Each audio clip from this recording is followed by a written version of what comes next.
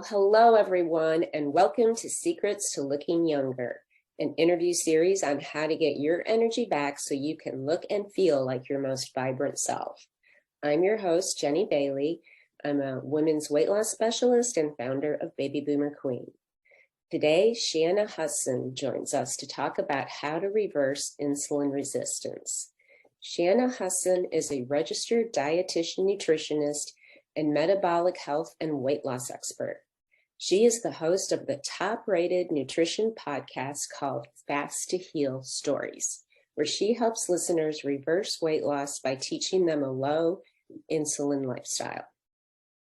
Shana uses intermittent fasting and timed eating along with therapeutic carb restrictions as key strategies to achieve lifelong health.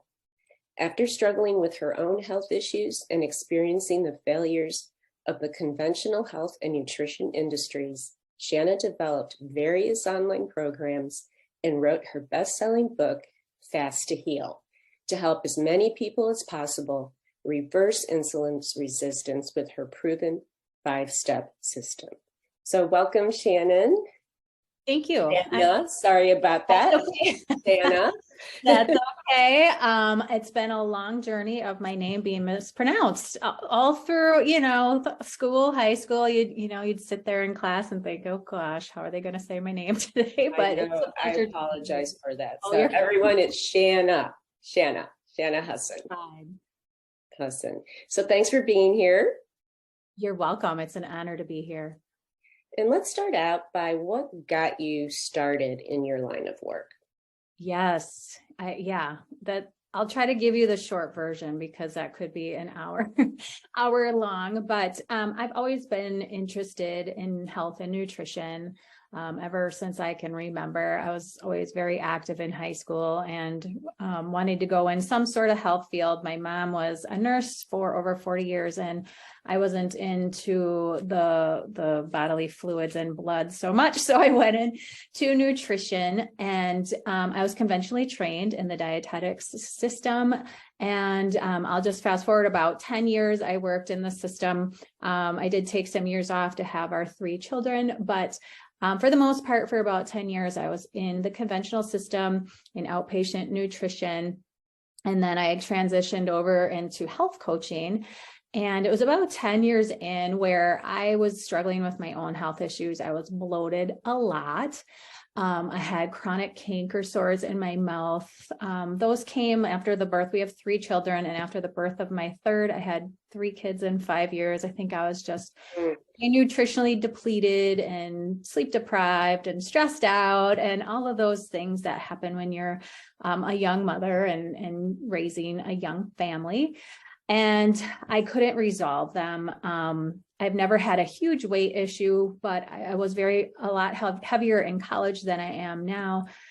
That was as I was, not leading a very healthy lifestyle at that time.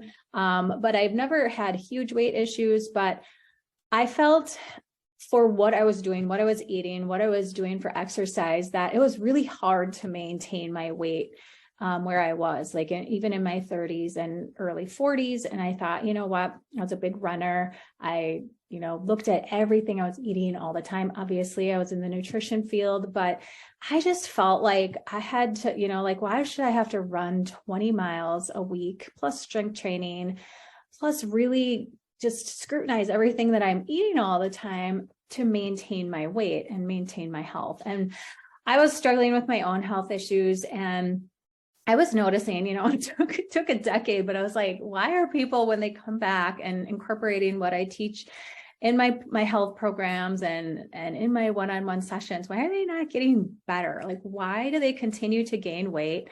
Why are they upping their diabetes medications rather than lowering them? And it got really frustrating. And at first, I think a lot of health practitioners kind of think this, like, oh, they must not be telling me everything, or they must be like doing some closet eating, or, they're just not quite doing what they're saying they're doing on paper. And then I started to realize, like, some of these people were really close to me. I got to know them over the years of working with them. Some were friends, some were family, and they were just struggling, and they were incorporating the things that I said, but continually getting sicker, fatter, hormone dysregulation, all kinds of issues that both men and women face today. And I took a step back and I'm like, okay, I don't know if what I'm teaching is really helpful. Like, I feel like people are slipping backward instead of forward, or they would adapt what I said and do well for a while. They would, lose some weight for 3 to 6 months. But then long term, I'd see them a couple of years later and they were super struggling again, and maybe even unhealthier at that point. So that was really frustrating as well. And about the same time that I'm like, okay, I'm just getting out of the nutrition field, the conventional field, for a while, and kind of like re-looking at everything. And my middle son got really ill. He was only 10 at the time. He's now 17. So it's been a 7-year journey, but he got very ill. Long story short, he ended up being diagnosed with ulcerative colitis, which is a horrible inflammatory bowel condition. And he was very ill for almost 3 years. And during that time, I just took a deep dive into not only nutrition, but anything. I'm sure you're talking a lot about a lot of these topics this week on the summit, but how so many things could be affecting his health. I looked deeply into nutrition, and we pulled everything that was not natural out of the diet of our whole entire family. But I looked into other things like, metal toxicity, mold, vaccinations, how that could have come into play, environmental exposures, chemicals, glyphosate. So many things. We just went down a ton of rabbit holes, but I learned a lot. And I took 3 years off from the nutrition field. And during that time, I just learned so much about natural nutrition. And I started to hear about intermittent fasting a lot. And at first I would just totally discount it. I'd just shut my brain down and be like, oh, whatever, like another professional is like hopping on board with intermittent fasting. And how can it be healthy to not eat, as soon as we get up? Like, we all know that that's how we maintain our energy, and we should be eating throughout the day. And after about a year, I'm like, all right, well, there must be something to this. I decided to just start trying it on myself, and almost immediately my bloating didn't completely dissipate, but it went away a lot. I had changed my diet a lot as well. I had really backed down on grains. I wasn't digesting those well. Upped my protein, upped my natural fats. That helped a lot as well. But I immediately, my sores in my mouth started healing, and I decided, I had such great results. I'm like, well, maybe this is just me. I decided to do a small study of 20 people wanting to just adapt this lifestyle. And we did some before measurements and after measurements, and they were amazing. And everyone who adapted the lifestyle did see progress. And, years later, they were maintaining the progress. And I think that was the key, is just implementing something sustainable, that's manageable, that you can live with from day to day, and with a family, and at different stages of your life, that you can just adapt permanently. And I'd never found that before. And so many of my clients were struggling with that as well. They were doing, all the fad diets and all of that, but just nothing was sustainable. So I got really excited, and I started to, take notes and make some handouts. And I just decided, why don't I just write a book and write my own personal story into it? So that's where I published my book, Fast to Heal, in April of 2020. So it's been about 2.5 years, and things just kind of grew from there. People started to find me on social media, and that was really exciting. And then I developed some courses to help people further. And here I am today, helping people with insulin resistance reverse their disease states. And so many are actually like, I get messages every day now saying, oh my gosh, my hemoglobin A1C is better. I'm losing weight. Thank you. And they're just simple methods that work, and people can adapt long term. Well, thanks for sharing that. That is an incredible journey that you had.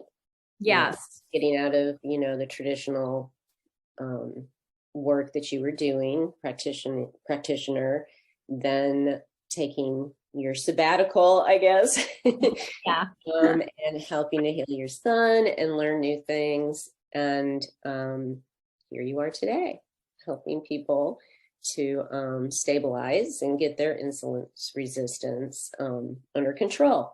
But I bet you there's a lot of people that are tuning in today that do not know what insulin resistance is. So would you mind sharing with us and letting us know what that is? Yeah, a huge part of the population has insulin resistance, or, are on the spectrum of insulin resistance. I wouldn't say it's a new term, but a lot of people haven't heard of it, or they go to their practitioner or doctor and get some labs drawn. They're told they have insulin resistance, but the conventional system, while they are amazing at a lot of different methods and protocols and acute care issues, chronic issues, are not their forte. So they might be told they have insulin resistance, but then they don't know what to do. They're just stuck. They're like, okay, I have insulin resistance. Now what? But basically what it is when your cells just aren't really responding to insulin well anymore. So insulin is a hormone that is secreted by the pancreas after we eat, after we have taken in some calories. So a lot of people think they just eat and boom, like things get into their cells and we get energy and all is well. But there's so many things that happen after you eat food, and digestion happens, starts to happen immediately in the mouth with carbohydrates. But when you eat, not so much fat, but carbohydrates especially, and protein to a degree will stimulate an insulin response from the pancreas. And this is good. We would die without insulin. I want to be very clear about that. And it's a life, we need it to live. And those who are type 1 diabetic, their pancreas has been basically damaged to the point where they're not secreting insulin, and then they have to inject it. Otherwise you die because your energy doesn't get into the cell. So after you eat, you release insulin, and that insulin is what directs the energy into the cell. So that is vital. But the problem is when we ask our pancreas to continually secrete insulin constantly. And that happens with the Western diet, the standard American diet, the SAD diet. Just years and years of constantly eating, processed, ultra processed foods that's really high in sugar and carbohydrate. I'm kind of oversimplifying things here, but not being very active. Just too much blood sugar is hanging out in the bloodstream. When you eat carbohydrates, they are broken down into fructose and glucose. And if you're not active, if you're eating all the time, that just kind of hangs out in the bloodstream, and your body is forced to continually secrete insulin by the pancreas. Well, after years and years of this, the pancreas just gets really tired and exhausted, basically. And the cells so just about every cell has an insulin receptor on it, because we need energy, right? As humans, we have to make energy in order to survive. And because there's just so much insulin all the time, those cells just kind of become, dull to it. It's like, oh, it's kind of like that nosy neighbor kid who keeps knocking on the door and saying like, hey, can Sam come and play? And at first you're like, yeah, you run to the door and you answer it. And then it's like, oh gosh, it's that nosy neighbor kid again. Let's just ignore him. And that's kind of what your cells do. It's like, there's just so much insulin all the time, and high levels of insulin. So, some insulin's good, but really high levels of insulin throughout the day can be problematic. And that's how insulin resistance starts to develop. Basically, you're just not utilizing fuel that you eat naturally and in a good way. And it's just starts to hang out in the bloodstream. So what is interesting is that people can have high levels of insulin for months, years, even decades before they know that they have a blood sugar issue. So I might be getting ahead of myself, but it's frustrating because you might go to the doctor and your doctor tells you, takes a hemoglobin A1C, which is kind of the average of your blood sugar over the last 3 months or so, and takes a fasting glucose and says, hey, you're normal, like these are normal values. But in fact, your fasting insulin has been elevated for years, months, sometimes even longer. And the fasting insulin shows up as being elevated a long time before blood sugar. Like blood sugar, once you get to the point where your blood sugar is elevated, you've been insulin resistant for a long time. So when people ask me like, what's insulin resistance? How do I know if I have it? You can test for it. And how you test for it is you ask for not only the blood sugar and hemoglobin A1C, but you also have to ask for a fasting insulin. Most doctors will run this test. It's not expensive, but some will give you some kickback on that just because they won't know how to interpret it, or they won't know what to do with the results if it's elevated. And your doctor is basically held responsible for those lab values. So if they don't know how to interpret it or what to do with it, sometimes they won't want to run that. But anyway, there is a way to test for it. But I think it's vitally important to know that you can have long-standing insulin resistance for a long time without knowing. And then once it shows up as an elevated blood sugar or hemoglobin A1C, you've been insulin resistant for a very long time. And how this ties into weight loss is when you have high levels of insulin, that is a storage hormone. It tells your cells to take up energy. Well, if your insulin is high, the counter hormone, glucagon, can't be high. And glucagon is what tells your body to break down stored energy. So there creates a huge problem, as if you have high insulin levels,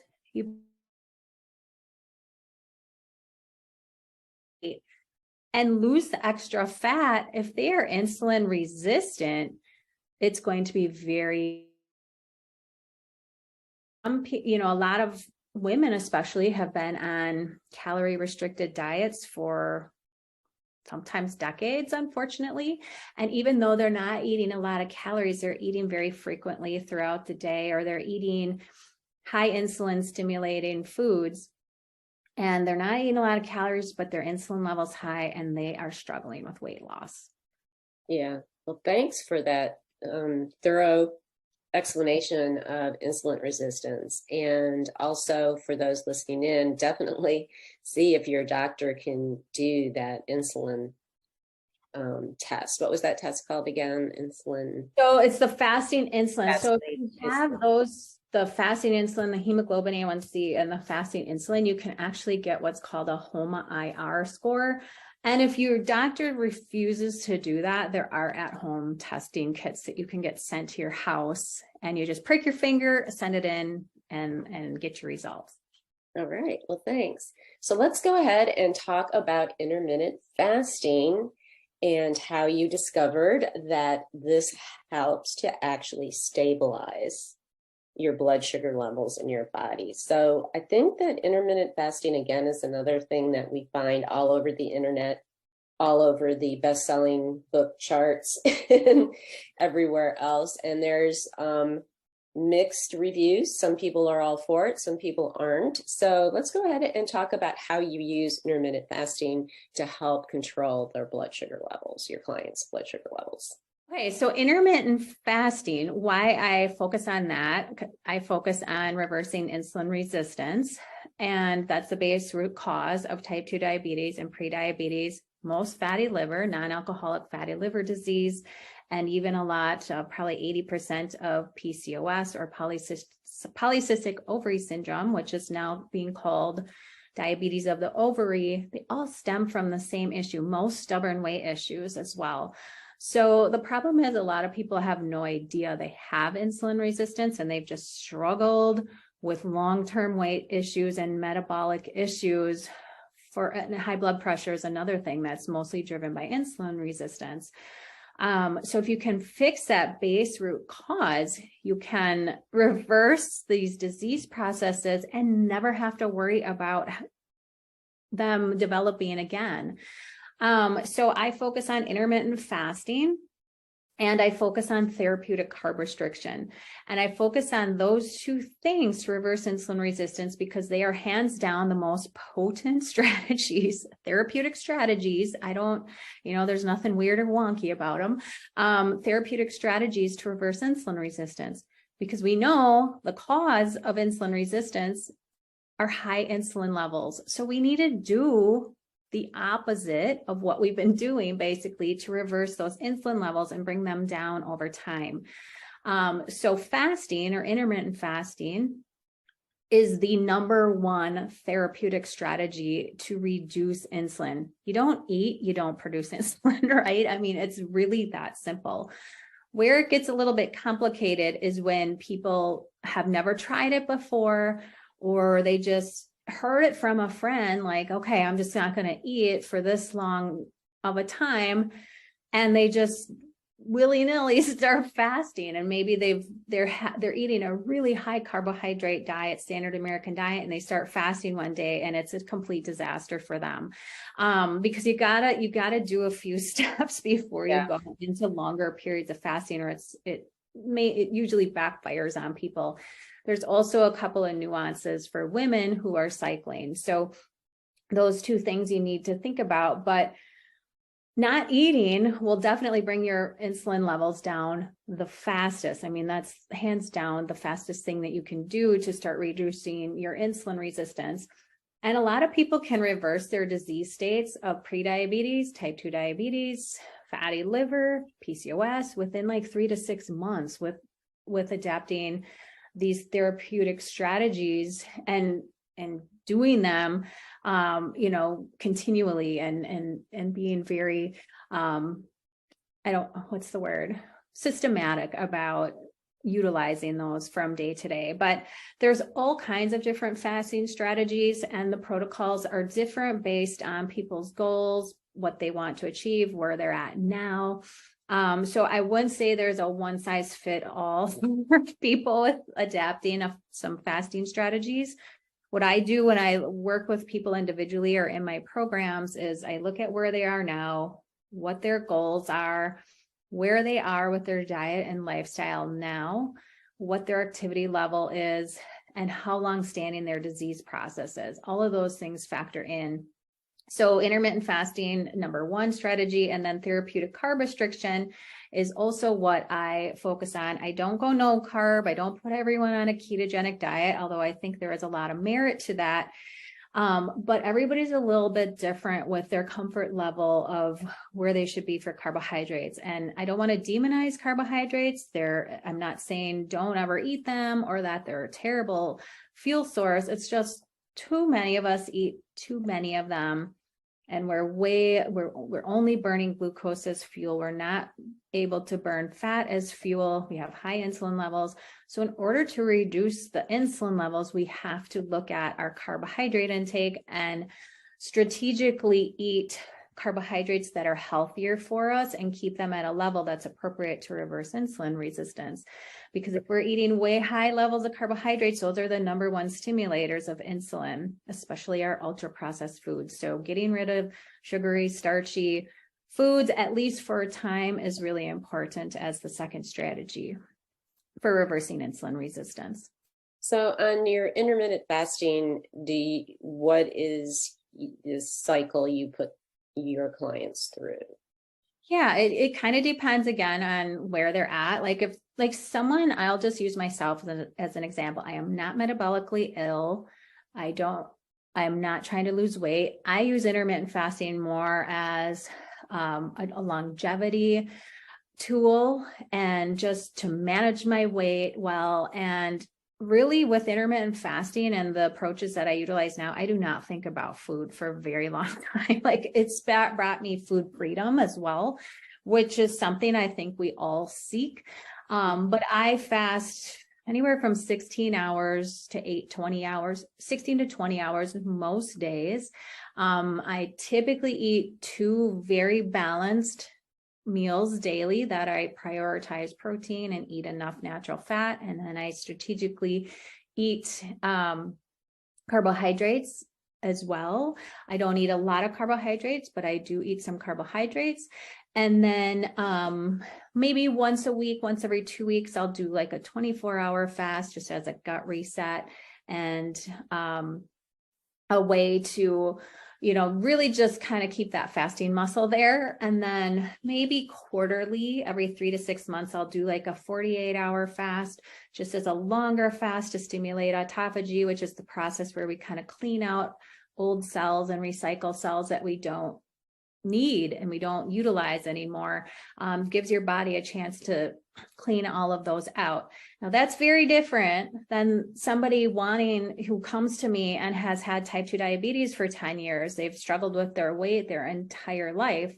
I'm going to set them up on a different protocol. I'm going to have them fasting 16 to 20 hours most days, most likely, but then I'm going to we're going to work up to some longer fasting periods of the therapeutic level. And this might freak some people out when I talk about it, but first start with 1 or 2 24-hour fasts a week. I don't like doing those every day. I don't like 1 meal a day every day, but doing those once or twice a week and then working up to the therapeutic fasting, which is 36 to 42 hours once or twice a week. And again, that might freak people out, but when you are diabetic or pre-diabetic or have fatty liver, you have a lot of, you're sugary basically. You have a lot of stored energy that needs to be burned out. And the best way to do that is with therapeutic fasting. And with therapeutic fasting, you're relying on your fat metabolism and using fat for fuel. So you're going to burn through your fat. That's what you want. You're going to reverse those metabolic processes that have gone wonky. And a lot of people don't agree with those longer fasts, but the problem comes when you don't nourish adequately after your fast. Or if somebody like me started doing those therapeutic fasts twice a week, that'd be too much for my body. Like it's too much. Like I don't have the extra body fat to burn that somebody with type 2 diabetes. So I think that's where we go wrong. You don't work with a fasting expert, a metabolic expert, and you just start throwing these different protocols in and say, oh, that didn't work for me, or you're not nourishing adequately in your eating window. And then you're kind of undoing everything you did in a fast. So it's simple and it's complicated at the same time. Yeah. So I think the key here is to definitely work with someone who has experienced, trained like you, to use this method for losing weight, using intermittent fasting, because you're there with them and as they experience, it's tough. And as they are experiencing changes, they need someone there to guide and help them through Right. that. And if something doesn't work, instead of giving up right away, okay, what can we tweak? Yeah. What can we look at? Is it your nutrition? Is it your fasting protocol? Is it your sleep that you're not getting? Is it your stress level? Because it's very hard to not only lose weight, but to fast when you're stressed out or sleep deprived. So yeah, definitely all of those things come into play. And once you learn the concepts, it's so awesome when it clicks with people like, oh, I get it. I get how to keep my insulin low. And I teach people all kinds of hacks with their blood sugar as well, so that fasting becomes pretty easy and going 5-6 hours in between meals becomes pretty easy because their blood sugar is stabilized. Okay. So let's talk about fasting for a peri-menopausal woman versus menopausal woman. Are they the same or are they different? Yeah, this is where those nuances come into play for women. So I kind of keep men and postmenopausal women are kind of the same. I mean, they're not the same, obviously, but hormonally, men's sex hormones are not fluctuating every day like women's are. And once you're postmenopausal, your sex hormones aren't fluctuating every day like they are as a perimenopausal woman or a menstruating woman. So they can kind of be in that same bucket, if you want to say. And their fasting protocols can be pretty similar. Like they can just kind of adapt things. Like I would give you a protocol and you could follow that day to day, week to week, and it you know, you wouldn't have to really think about too much other than, you know, I always have people switch up their fasting protocol, so they're not doing the same thing every day. But once you throw menstruating women and perimenopausal women in there, it complicates a little bit, gets a little bit complicated. And there is a section in my book about this, and I teach this in my courses as well. But if you're menstruating, there are different times of your menstrual cycle when it's easier to fast and you're more insulin sensitive. So the first 2 weeks of your cycle, the first day being when you start bleeding, up until about when you ovulate, so that's 10 to 15 days into your cycle for most women, that period of time is easier for fasting and you're more insulin sensitive during that time. That's where if women are still menstruating or even into perimenopause, we can play around with some longer fasts, and usually women will do just fine. Now, once you get past ovulation, those weeks 3 and 4, especially the 5 to 7 days leading up to your period, progesterone is climbing, as estrogen is falling, you're not as insulin sensitive. And you might even feel this at the gym, where it's like those first 2 weeks of your menstrual cycle, you're like, oh my gosh, I'm going to conquer the world. I'm going to put more weight in my strength training. And then like those 10 days or so before your period, you're like, oh, do I have to go to the gym? Like you just kind of feel like a hermit. Those days are going to be a lot harder to fast as well. And again, that's where women can get themselves into trouble hormonally. So if you're really stressed out, you're not sleeping, all of a sudden you're asking your body to do these longer fasts while your progesterone level is climbing, you might set yourself up for a little bit of a hormonal nightmare. So there's those things to think about as well. So when I'm working with the menstruating women, I have them actually do some carb cycling and lay off the fasting about 5 to 7 days prior to their period.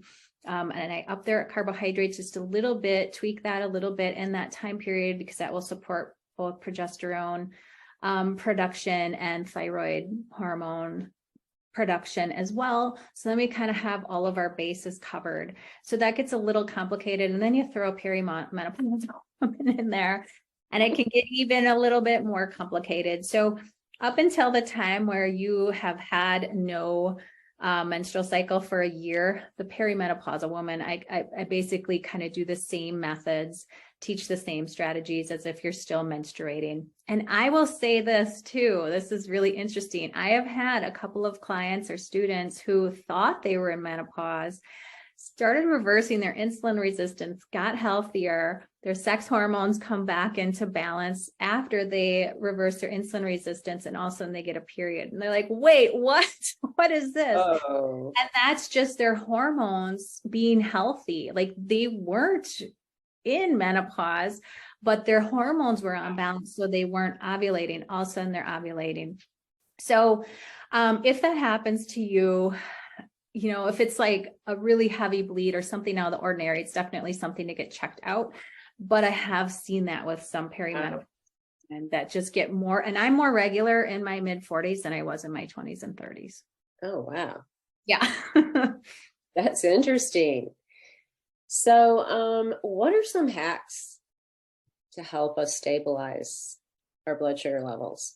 Yeah, I actually have a masterclass on this with 10 hacks, like 10 hacks to stabilize blood sugar and energy. But I'll just give you a couple. One of the easiest hacks to help stabilize your blood sugar, and then in turn will help to reduce your insulin response, is just to take a quick walk after your meals. And I'm talking 10 to 20 minutes. So a 10 to 20 minute walk in studies, and I believe these studies were done on type 2 diabetics, but a 10 to 20 minute walk reduced their insulin or their blood sugar response by up to 27%, which is huge. So just stimulating your muscles, just contracting the muscles after you eat, and You want to do this within 70 minutes of your meal before your blood sugar will peak. So that's kind of where your blood sugars peaks after a meal is 70 minutes. So try to get out for a walk, just 10 to 20 minutes before that 70-minute peak. And you can reduce your blood sugar response a lot because your muscle is burning up that glucose rather than it being stored. And the other benefit from that is you don't release as much insulin. So you're bringing your insulin levels down at the same time. So that's a hack anybody can do. And if you're not able to get out, like say you're at work, go do a couple flights of stairs after your meal. If you can't do that, if you're in a cubicle, like do 20 squats a couple of times, and it has some really huge benefits that people are like, whoa, this, it really makes a difference. There's benefits to exercising prior to eating as well, but that's a hack that my clients that have blood sugar issues, which is just about all of them, that I have them implement. So that one. And then another one is focusing on meal order. And this is huge. And I love this hack because it can work it can be really potent for people. So when you sit down to a meal, and this isn't always going to work depending on what you're eating, but if you have a high fiber item on your plate that's non-starchy, like a salad or some cooked vegetables, like Brussels sprouts, a cucumber salad, something that's non-starchy, eat that first. And what it does is it kind of like produces almost like a viscous lining in the stomach. So that when you eat food after that, you're not going to absorb as much of the glucose. So eat your high fiber, non-starchy vegetables first, then eat your protein and fat. So again, it's going to blunt that blood sugar response because fat and protein do not cause the insulin as high of an insulin response as carbohydrates. And then eat your any starches or fruits or sugars last at the tail end of your meal. And by that time, you've eaten fiber, you've eaten protein and fat. And if you eat starches and sugar, you're not going to skyrocket your blood sugar nearly to the degree as if you broke your fast or ate if you went and you ate like your potatoes first before your hamburger or your salad, that's going to have a much different response and a higher blood sugar response. So fiber, then protein or fat, and then starches or sugar. And doing that, like eating your starches or sugar at the tail end of your meal will really help. And, there's a third hack I'll just throw in here because I'm talking about it. But if you want some sweets, eat them at the end of your meal rather than 2 hours later and then creating another big insulin response. Those things can help you make giant strides. And it's not anything that, you don't have to even really change what you're eating or doing. It's just a couple of simple hacks that can make a huge difference in your energy. Well, thank you for that. Those are great hacks. I love them. So tell us, I know that you have a free gift for everybody tuning in today. And what are those gifts that you have? Yeah, I'm sure there's a lot of people here who have not ever heard of insulin resistance, or you might suspect that you have it. And I have some free starting guides that will get you started with this lifestyle. So I like to call it a low insulin lifestyle because what you're doing is working on bringing your insulin levels down. So I have a free starting guide that talks about intermittent fasting and why it's important and how to get that established safely. And then I have a 28-day activity calendar where there's one task for you to work on each day for 28 days all of those tasks compiled together will really help you adapt a low insulin lifestyle. So those are the free things that you can get. Okay, so we went ahead, popped the link to Shana's free gift below. So please click on that link and sign up for that and get the lowdown on what insulin resistance is, and then starting steps on how to lower your insulin resistance. And where else can our viewers find you? Yeah, I'm kind of all over. So pick your platform, but I'm the most, I put out the most content on Instagram for sure. I have daily posts coming out about blood sugar regulation and insulin resistance and how to reverse that. And then in my stories daily, I'm always posting what I eat, little tips that you can try to adapt. I give out freebies on there as well. So Instagram is where I am the busiest, and that is just my name at shana.hussin.rdn. And then all of my courses and how to work with me individually, or I do 4-week protocols for people as well, that you can find at fasttoheal.info is my website. And then I also have a podcast called Fast to Heal Stories that has well over 100 episodes now. And some of them are success stories, some of them are hot topics, some of them are guest experts. So there's a ton of information there as well. Great. So we went ahead and popped those links below. So make sure that you go ahead, follow Shana on Instagram, check out her website. Lots of good info there. Definitely subscribe to her podcast and listen to some good episodes.